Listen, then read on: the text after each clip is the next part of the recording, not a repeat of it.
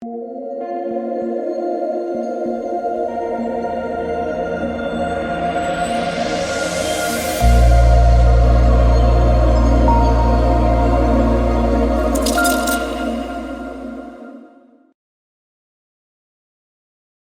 we are back, and great to see 20K to first up top tomorrow. 6-game NBA Summer League slate we're here to break down. Welcome, guys. My name is DK. I cover content again for Draftkings for Prize Picks. Prize Picks, they're the sponsor of this video. If you're not on it, you can use the code DKDFS for 100% match up to $100. It is linked down below. Player prop sites, they offer a ton of different sports. They even have some season-long stuff that you can play if you're interested in that. So take advantage of that. And if you guys are looking for premium content, you can check out my Patreon link down below. Now, as far as the recap goes, the games are still going on tonight, but I'll just say I'm looking pretty good. When I know I have a chance for a really good night on DraftKings, I like just put my phone away and not check. But last I looked, I'm really, really good shape. So I will recap how that goes in tomorrow's video. Also, I'll post it on Twitter if it's like a really, really big night. But the recap, dude, the Prize Picks, oh my gosh. I cannot even begin to describe the amount of pain I've been in. So DraftKings first few days have been phenomenal. Prize Picks, great day one. Day two, like 3 injuries. Today, I had a 4th injury. And then just every bad break, man. Like, it just...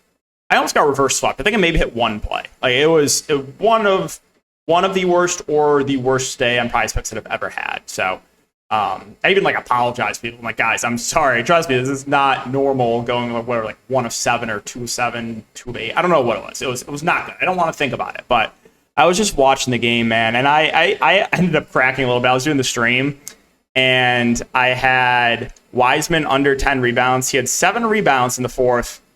With a couple of minutes left, and I checked my phone just to see what's happening, and I see 3 offensive rebounds in a row for James Wiseman.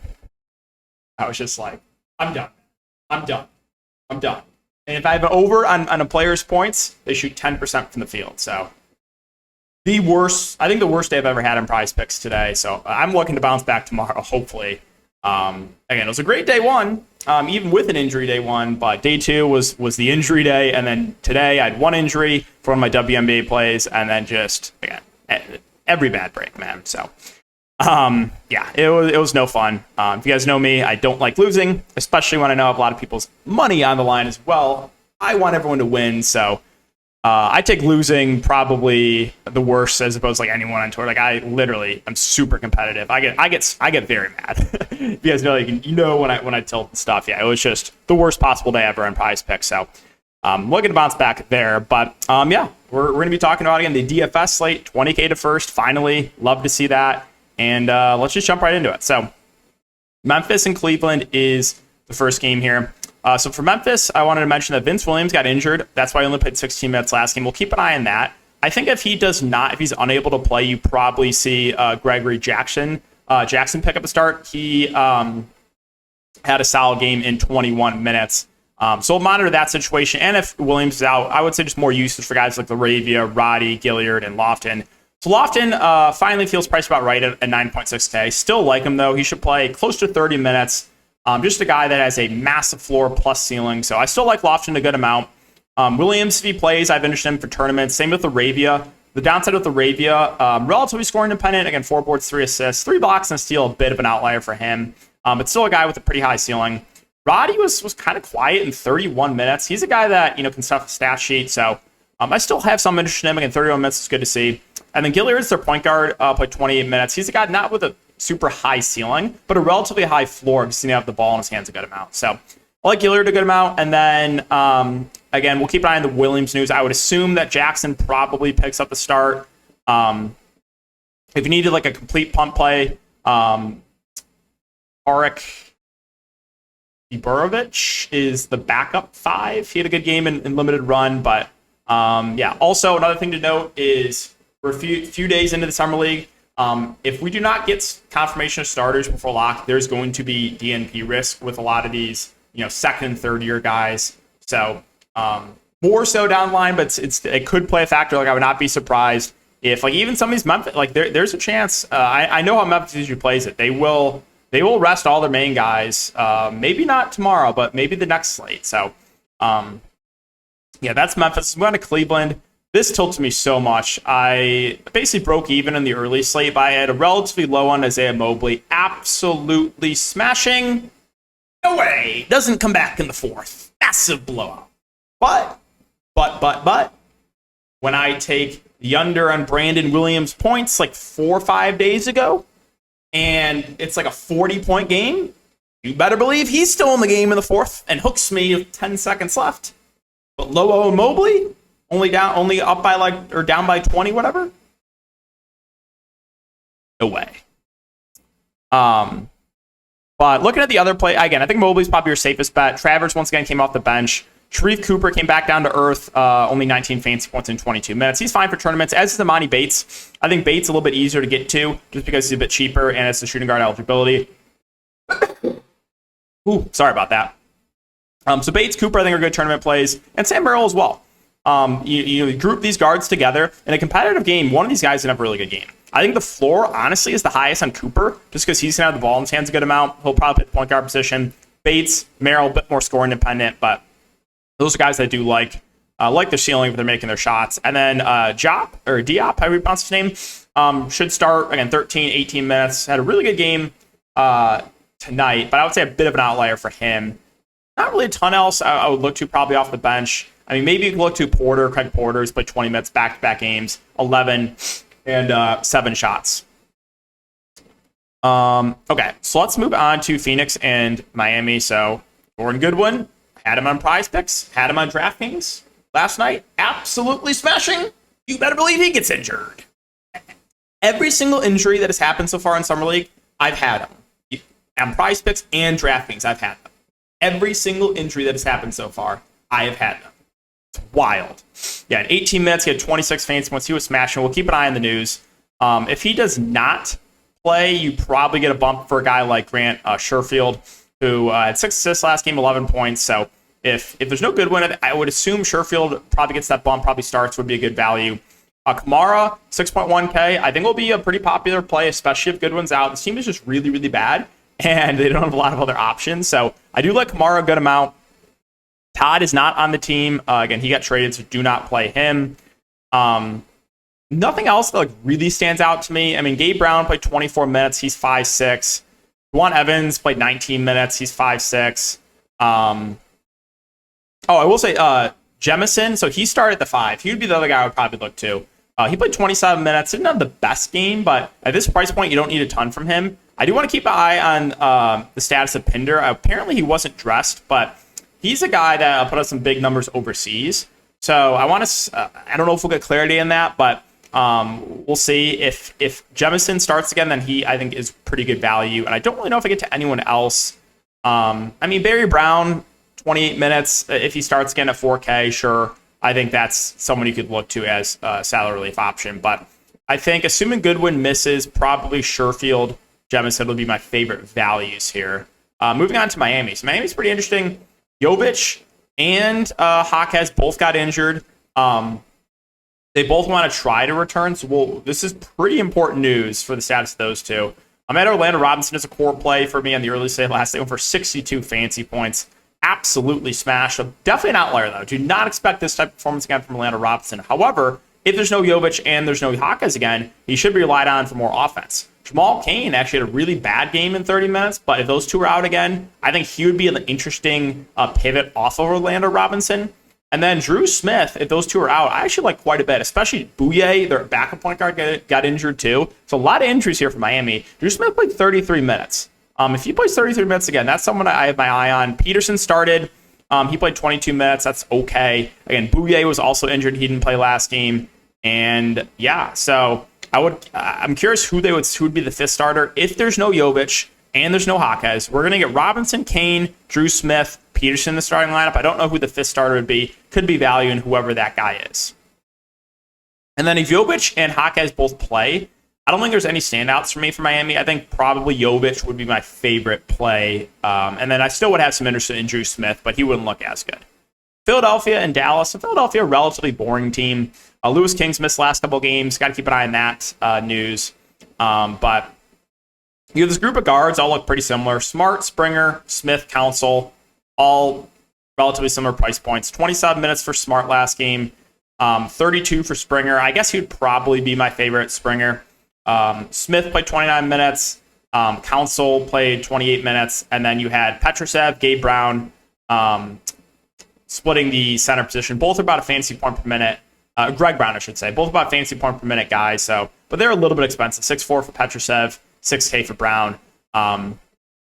Stewart at 5.2K, played 22 minutes. Had a really, really good game. I think he's an okay value play there for Philly. Bit of an outlier performance, I would say, but he's the only other guy I probably would look to for Philadelphia. All right, let's move on to Dallas. So Dallas, well, this is going to be the Jaden Hardy show. In 31 minutes, got 18 shots up for 37.5 fantasy points. The coach even said he wants him to get like 20-plus shots a game. I think the coach is Jared Dudley, I'm actually pretty sure. I'm pretty sure Dudley's the coach of the Dallas Summer League team. But yeah, Hardy, I think will be relatively popular for good reason. I mean, he's just going to get a ton of shots up. They even said they're running all their offense through him. Now, here's something I want to talk about. And Dallas did this last year, too. Why? I don't understand teams. Why do you not give your rookies run in the Summer League? Like, what are we doing here? What are we doing playing Derek Lively 16 minutes and Prosper 17 minutes? I don't care if they're playing awful. If I'm the coach, I'm playing these guys like 30 minutes a game. Like, I just don't understand why your new draft picks, you're going to play them 15 minutes. Now, I don't have interest in them, but like, it just doesn't make sense, right? We're just talking about like real life. Like, why would you not play your rookies a lot in the Summer League? That's what the Summer League's for. Like, why are you playing them like a regular season game, playing them like 15 minutes? I don't know. It just makes no sense to me. He played off the bench. He's too expensive. McKinley Wright, 6'4". He only played about 20 minutes. Lawson, I think, played the second most on the team, played 24 minutes. He's okay. But again, the minutes outside of Hardy were really disappointing for Dallas. Again, Randolph played 21 minutes.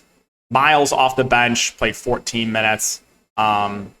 Silva played some backup 5. He played 17 minutes. I guess as a punt play, it's fine. He's usually a bit better production-wise, fantasy point per minute, than what he did last game. So, yeah, really outside of Hardy, there's not much here for Dallas.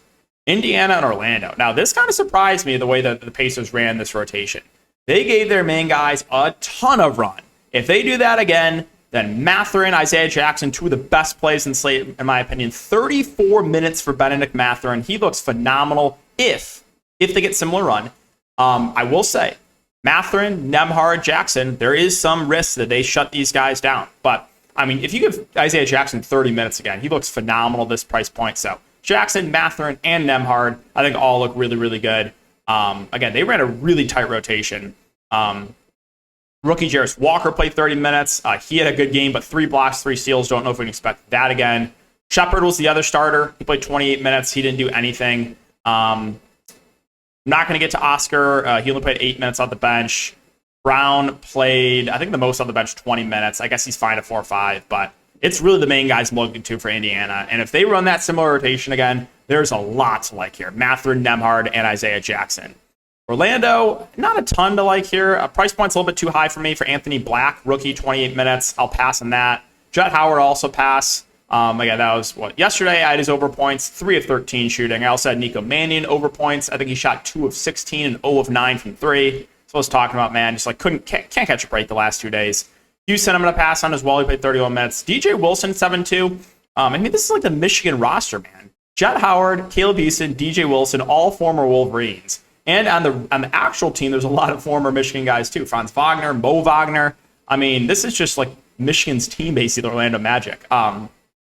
Yeah, Wilson started on 26 minutes, didn't do much, but he's normally a bit better producer when he's on the court. So I guess as a contrarian play, he looks okay. I think the guy that will get the most ownership for Orlando is going to be Kevin Harris as the price point. Played 26 minutes, went for 33 fantasy points. A little bit scoring dependent, but I think he's a reasonable play to the mid-range. I'm probably not going to get to anyone else, though. Minnesota and Utah. So Minnesota, minutes were a bit disappointing in some of the main guys. Minot did play 28 minutes. I think he looks pretty solid at the top. We know he's super productive when he's in the court, a guy that can stuff a stat sheet. So I do like Minot. Travion Williams started, but only played 21 minutes. I can't pay that price point for him because he's only going to play 21 minutes. Leonard Miller, for some reason, only played 24 minutes. I got to make sure. I feel like he played more. I want to double check that. But he's a really good rebounder, and he looks solid in his run. So if he gets, I guess he did only play 24 minutes, which is really surprising. But you would think those minutes would tick up. So I do have some interest in him. I would have preferred if he played a bit more, though. You got Brandon Williams, who's bounced around a bit, and he was in the Blazers last year. He played 29 minutes. I think he's fine in the mid-range. I think I'd rather get to Wendell Moore, who had a really bad shooting game, but did get 18 shots up. So he's probably my favorite play on Minnesota, that being Wendell Moore. And then I'm probably not going to get to anyone else here for the Timberwolves. Let's move on to the Jazz. So we got to start with Keontae George, who I had last night low ownership, went for 58 fantasy points. Big reason why I had a good night, even with the Jordan Goodwin injury. I will say, though, that's a bit of an outlier. Like, you're not going to get that type of performance again from Keontae George. What you will get, though, is you're going to get big minutes for Agbaji and George. 30 minutes for Agbaji, 33 minutes for George. These guys are going to play, or 34 minutes for George. These guys are going to play a ton. So, and if you look at the rest of the Jazz roster, like, this is where the offense is run. It's these two guards. So I like them both as spend-ups a good amount. Samancic just missed the last couple of games. Keep an eye on the news. If he misses, again, slight bump up to the guards. And then it would make Mika Potter look a little bit better. He started at the 5, played 25 minutes, 5.7K. I think is pretty safe. They have him listed as a small forward. He's playing center position right now for Utah, so I like him quite a bit for value. The rest of the Jazz, Hendricks also has been out. He has yet to play. Colby Ross played 28 minutes. He's fine. Johnny Juzek came off the bench, played 21 minutes. Okay. Onyega, however you pronounce his name, he played the backup 5, 4K. Probably can do better for value. Hauser was the other starter at 4-1. Only played 19 minutes. I'll probably pass. So mainly, I would say it's the two top end guys, and then Mika Potter for value. Finally, Sacramento and the Clippers. So, and Keegan Murray is not playing, so do not play him. He's shut down for the rest of the summer league. Kessler Edwards, 8K, just a little bit too expensive for me. I'll pass there. My favorite play probably once again is going to be Keita. Started really slow the first 3 quarters, but picked up there in the fourth, went for a double-double. 6.3K, I think he's a pretty safe play. Kobe Jones, I do like as a bounce-back candidate here. Only shot 4 of 11, but he started for Keegan Murray last game. He should start again. He's a rookie, played 30 minutes. So I like him. I like his ceiling. I also have the interest in Keon Ellis. Again, he gets more usage without Murray. And then Ford as well. Jordan Ford, 29 minutes. He had a really solid game. So there's some value here for sure for the Kings. Ford, Ellis, Jones, I think all look pretty good. I think Keita being your safest play, though, for the Kings. And finally, the Clippers. So how about that performance of Xavier Moon, man? It lost me some money on the main slate, but, I mean, I couldn't believe my eyes. He literally went for like 20 fancy points in 2 minutes. He had like 4 threes in a row at the end of the game and a steal in like 30. I could not believe my eyes. So it was wild. He was a massive bust until the fourth quarter, and he ended up dropping 40 fancy points in 24 minutes. Now, the thing I want to note here is 24 minutes. The minutes outside of Preston were really not good for anyone. So that's not ideal. But Moon 7-1's playable. Again, I would prefer if he would have played a bit more. Preston played the most. He played 29 minutes. He's a guy that will have the ball in his hands a lot. I think he's probably my favorite option in the Clippers. I would like Diabate a good amount, but he only played 24 minutes. Like, what are we doing? Why are we only playing our main guys low 20s minutes? Like, some of these teams doesn't make sense. But like the ceiling on Diabate, I'm just 24 minutes. It's not amazing. Bryson Williams came out the bench, played 17 minutes, no interest there. Rookie Kobe Brown had a good game, went for 27 and 29 minutes. He was the only other guy that played a good amount, I guess, him and Preston. 6.5 is reasonable for him. I think I get to anyone else. I mean, Jordan Miller, 24 minutes, sure, I guess it's fine. But mainly I would say Preston is the guy I probably like the best. I do like the ceiling in Diabate, just wish he would play more. And then Kobe Brown, I think, is a decent play as well. Okay, guys, so that's going to wrap up the video. As always, if you do enjoy, make sure to like, subscribe, hit the notification bell. I'll try to aim for 50 likes on this video. And hope you guys have a good day. Again, 20K to first. I'm excited for that tomorrow. Good luck, and we'll see you all in the next video.